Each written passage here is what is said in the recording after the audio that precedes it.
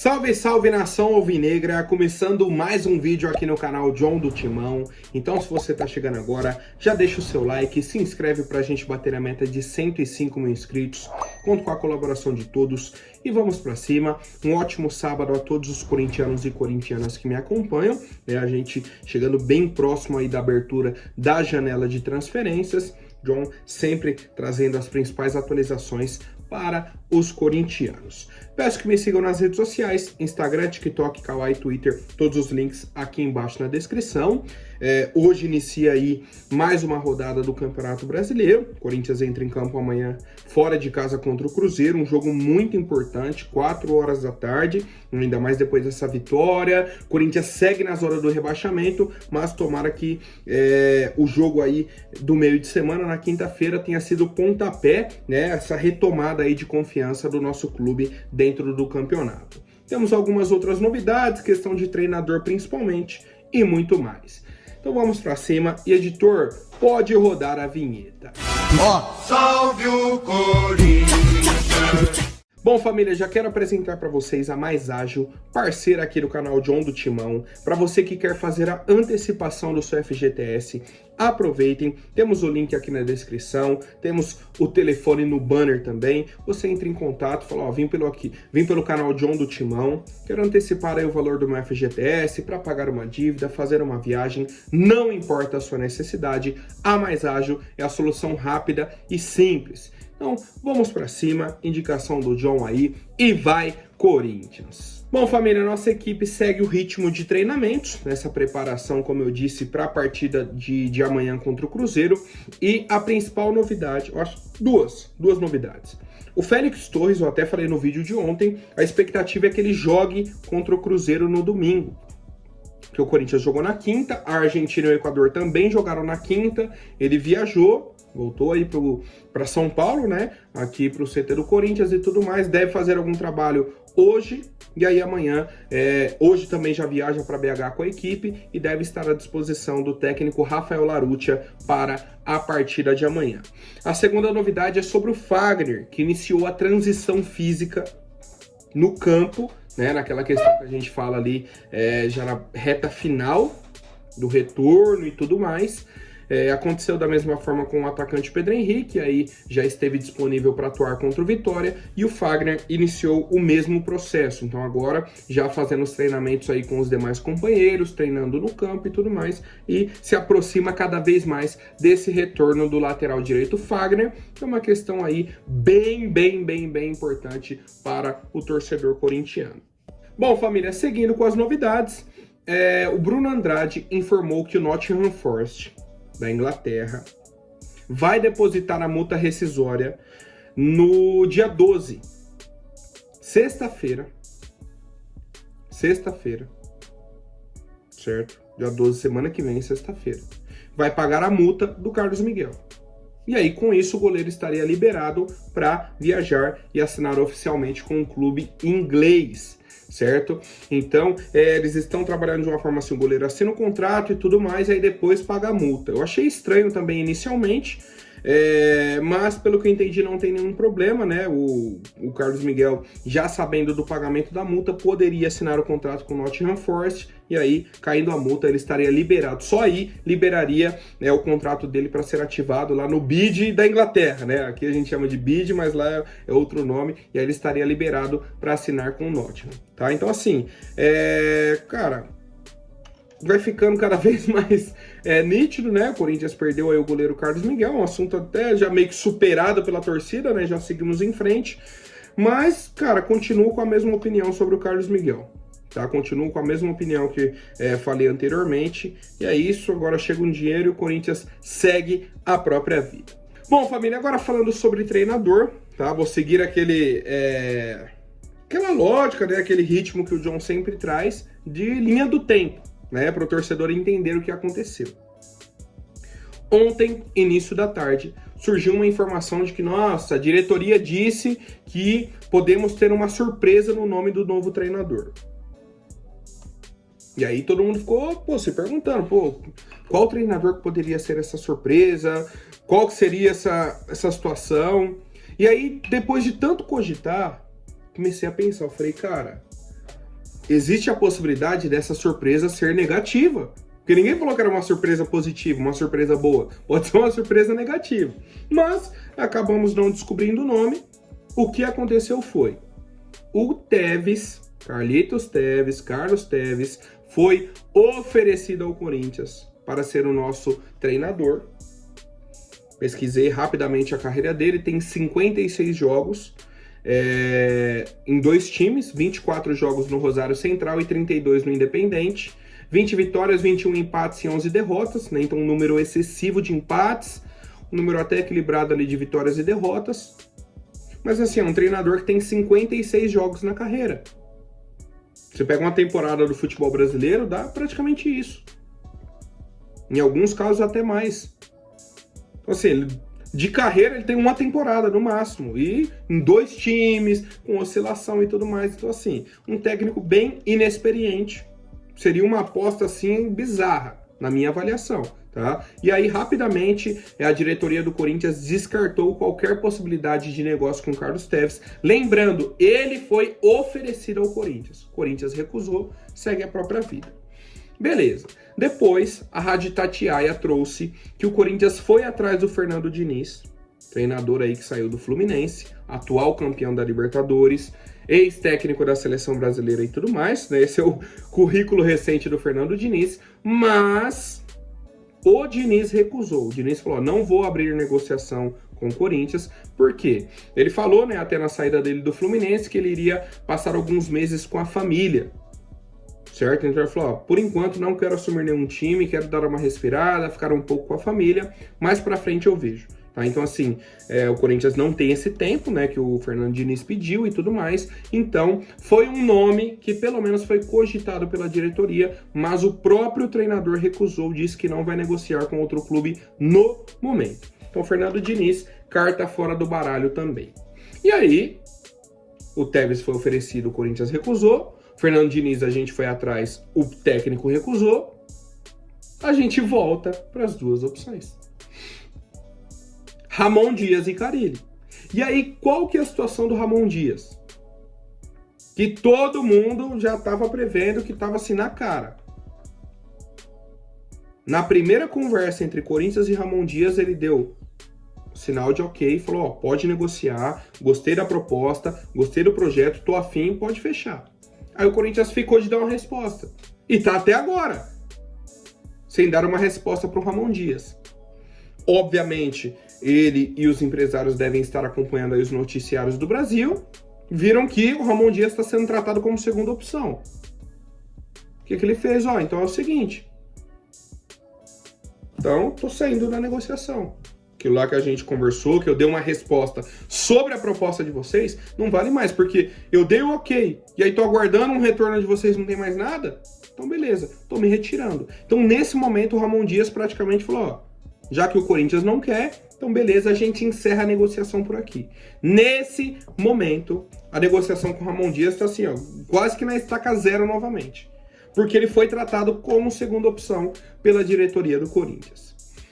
Já no fim da tarde, surge a notícia do pessoal do All Sport que o Corinthians irá pagar a multa rescisória do Fábio Carille, um valor um pouco acima dos 2 milhões de reais. E aí eu falei, cara, não é possível que a gente vai voltar pro Carille. Só que logo depois tinha um jogo Ceará e Santos pela Série B. O Carille foi, comandou o Santos, venceram. O Santos assumiu a liderança da Série B provisória, né? Tem o jogo do Avaí ainda e tudo mais. E aí o Carille falou que não ia falar sobre o Corinthians, que ele está focado no Santos, que amanhã já inicia a preparação para a próxima partida e tal, que ele não tinha que falar sobre o Corinthians porque isso é assunto do empresário dele.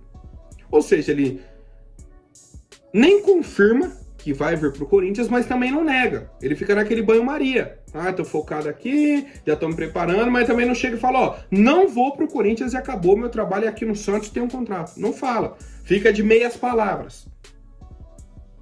Outra pessoa que concedeu entrevista foi o Galo, Alexandre Galo, diretor executivo do Santos, falou, ó, não fomos procurados pelo Corinthians. Não houve contato de presidente para presidente, nós estamos atentos, mas, mais uma vez, nosso presidente está contente com o trabalho e com a sequência. Voltamos a pontuar e estar em primeiro. Esse é o nosso objetivo. Notícias são só notícias. Trabalhamos com fatos. Não aconteceu nada que possamos tomar uma atitude. E aí eu vou explicar a minha indignação sobre a questão do Fábio Carille. Primeiro ponto assim, ó, direto. É um técnico que está empregado e tem essa multa de 2 milhões. Um pouco mais até. Segundo, ele tem um problema com o time japonês, que é o Varen Nagasaki. Era o ex-time dele. Ele tinha contrato com um clube japonês, o Santos atravessou a negociação, trouxe ele, o clube japonês entrou na FIFA, na justiça, contra o Santos. Tá cobrando aí 7 milhões de reais. E a princípio é o Santos que vai ter que pagar isso. Decisão tá correndo na justiça e tal. Só que assim, se o Corinthians atravessa e contrata, é capaz 99% de chance desse problema cair no colo do Corinthians. O Corinthians, além de ter que pagar a multa pro Santos, ter que pagar mais o dinheiro pro clube japonês. Falei aqui da entrevista do Carille recente, eu acho que depois do jogo contra o Goiás, o pessoal questionou: pô, Carille, mas você só tem um esquema tático, faltam peças para você ter uma variação no Santos, algo assim? Ele falou: não, é o esquema que eu uso, não abro mão, sempre foi assim e sempre vai ser. O máximo que eu vou mudar é a característica do jogador, mas o esquema é o que eu tenho e é isso. Voltei para a carreira do Carille como treinador. Corinthians, 2017, 2018, excelente. Aí foi pro Al-Ueda, voltou pro Corinthians em 2019, ganhou o Paulistão e tal, finalizou. 2020 foi pro Al-Ittihad. Com um tempo interessante no Al-Ittihad, veio pro Santos, ficou pouco tempo, foi pro Atlético Paranaense, ficou 21 dias. E ainda em 2022 foi pro Varen Nagasaki, que é um time de segunda divisão do Japão. Segunda divisão do Japão. E esse ano veio para um time de segunda divisão do Brasil, o Santos. Pesquisei títulos, retrospecto e tudo mais. Tudo bom dele foi no Corinthians. O último trabalho bom dele foi em 2018, talvez 2019, com o título do Paulistão também. Ou seja, o último trabalho bom dele foi aqui no Corinthians. O último momento bom do Corinthians foi com o Carille. Só que aí depois disso o cara não se atualizou, o cara não melhorou, não trouxe outros resultados em outros times. Como que eu vou virar e vou falar: não, esse daqui é o técnico ideal? 2 anos no clube japonês na segunda divisão, ele tem 23 vitórias, 17 empates e 23 derrotas. Mesmo número de vitórias e derrotas na segunda divisão do Japão. Então não faz sentido para mim, mais uma vez, né, explicando aí o motivo da minha indignação. O Corinthians considerar o Carille como a primeira opção. Cara, se a gente tivesse tentado alguns treinadores, pô, não deu certo, não tá indo, precisa fechar logo. Ah, não, paga a multa e fecha o Carille. Mas, pô, agora ele tá sendo tratado como prioridade, na frente até do Ramon Dias, por exemplo, que na minha opinião faz mais sentido. É um cara que tá mais atualizado, que fez um trabalho bom no Vasco ano passado na Série A. A última vez que o Carille comandou um time de Série A foi em 2022. Ele comandou o Atlético Paranaense por 21 dias. Teve 3 vitórias e 4 derrotas. Outro ponto interessante, a torcida do Santos está agradecendo, falando: meu Deus do céu, o Augusto Melo é um pai para o Santos. Pô, além de tirar o Carille daqui, ainda vai pagar a multa, vai ajudar a gente financeiramente e vai tirar o Carille daqui. Pô, para um time que está na Série B, que não joga a Copa do Brasil, não joga a Sul-Americana, é um jogo por semana só, que é o jogo aí do Brasileirão. Para a torcida do time estar agradecendo pelo Corinthians tirar o treinador, alguma coisa tem. Alguma situação acontece, tá? Então, trouxe aqui os motivos pelos quais eu não concordo do Augusto Melo colocar o Carille como prioridade, nessa necessidade do Corinthians contratar o Carille. Então, volta a questão de torcedor mesmo. Se for anunciado o Carille, Sou o primeiro a apoiar, torcer pelo time, a gente vai torcer para dar certo e vamos seguir. Como foi com todos os outros. Fiz críticas a muitos nomes. Só que na hora que fechou, esse mesmo, não vai mudar a decisão? Beleza. Então agora, vamos para cima. Certo? Tô falando antes de fechar. Já emiti na minha opinião. Eu não fecharia com o Carille, né? Aguardo aí os comentários dos torcedores, quem concorda, quem discorda, os motivos, eu acho importante, né? Às vezes, por exemplo, o torcedor tem uma outra visão que eu não tive, e é natural, e é bacana pra gente debater e seguir acompanhando o Coringão e aguardando as demais novidades. Bom, família, agora rapidinho antes da última notícia, vou pedir para quem não for inscrito, se inscreva aí embaixo e já deixe um like para fortalecer. O Corinthians fechou mais uma contratação para o time sub-20. O meio-campista Pedro Lopes, que estava na equipe do Roma. Da Roma, na verdade, da Itália. Cara, uma contratação estranha, tá? Uma contratação estranha, na minha opinião, porque o cara tá vindo da Europa pra cá, tava lá na Roma desde os 14 anos, e aí a Roma libera o jogador. Não pediram dinheiro, não pediram nada, só vão manter 10% do passe dele, o Corinthians vai ficar com 90%, isso é bacana pro Corinthians, e é isso. O que me chama a atenção é, o Pedro Lopes vai ser a contratação de número 40 do Corinthians para a categoria de base, sub-17 e sub-20. Esse ano o Corinthians contratou 40 jogadores para a categoria de base.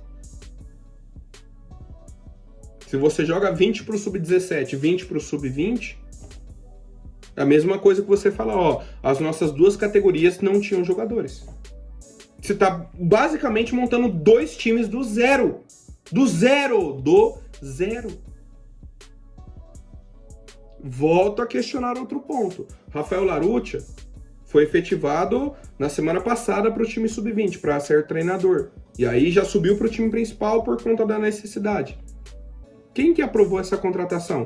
Se o Danilo saiu falando que não tinha aprovado nenhuma contratação, Rafael Laruccia não deu tempo de trabalhar com o sub-20 e já veio para o profissional. Quem que aprovou essa contratação? Foi pedido de quem? É a avaliação de quem essa contratação? O Danilo a gente sabe que não é. O Laruccia acho que não deu tempo. Quem trouxe? São perguntas que dificilmente serão respondidas e a gente segue acompanhando as demais novidades, tá? E obviamente torcendo para que o Pedro Lopes seja um gênio do futebol. Tomara que dê certo aí, que renda uma boa venda para o Corinthians, que ajude o Corinthians a conquistar títulos. Mas tem coisa que a gente precisa acender, né? Ligar aí o sinal de alerta. E estamos com o alerta bem ligado no Corinthians, viu, senhor Augusto? Bem ligado mesmo, porque, cara, na hora de acertar, na hora de colocar o time no eixo, falar, não, vou colocar aqui um comandante, um treinador pra gente, seguir com o projeto, você quer voltar ao Fábio Carille. Mas enfim, por hoje é isso, família. Amanhã eu volto com mais novidades sobre o nosso Coringão. Até mais, um forte abraço e vai Corinthians!